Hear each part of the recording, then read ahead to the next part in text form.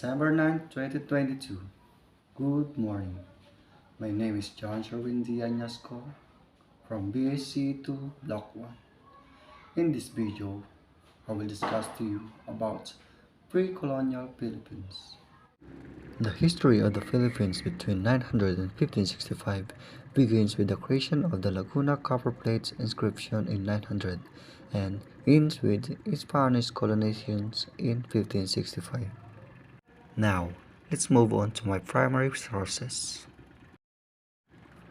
On July 11, 2018, Virgilio S. Almario discussed what Filipino culture means and what Philippine society values, cherishes, and protects.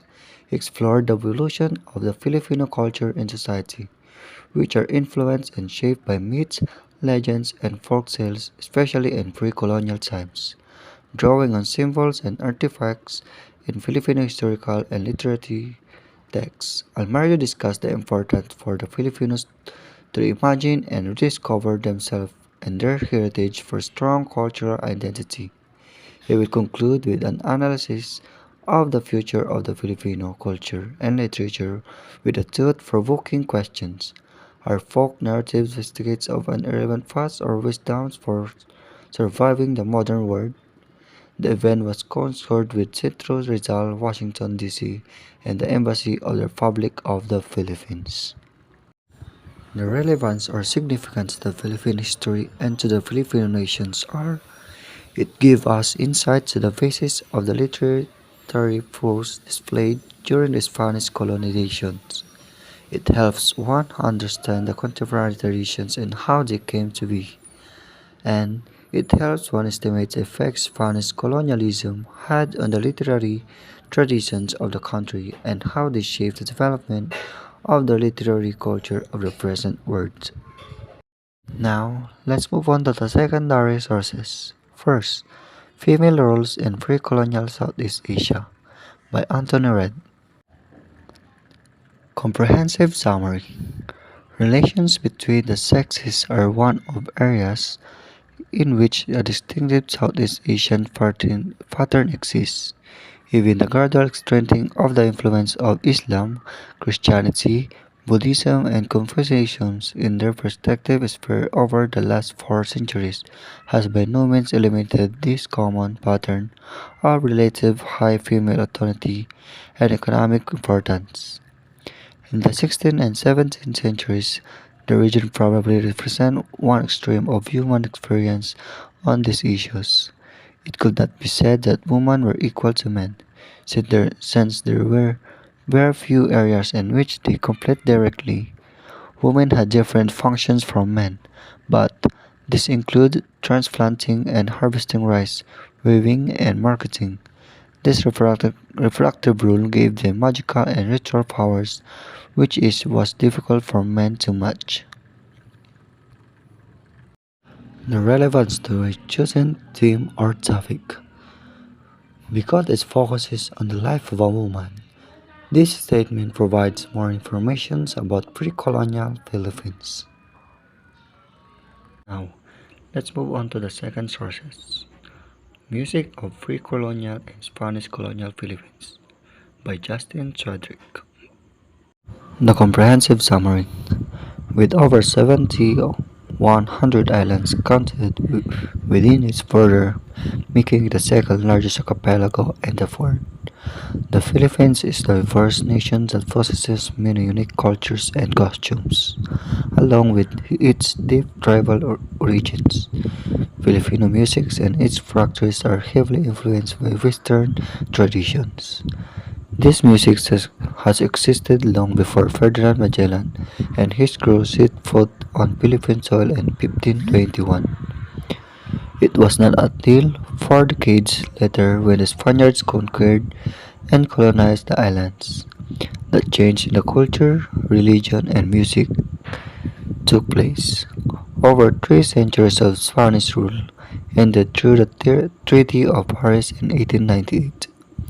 This study will not only survey pre-colonial Filipino music and its Western influence, but also will primarily focus on the relevance to my chosen theme and topic.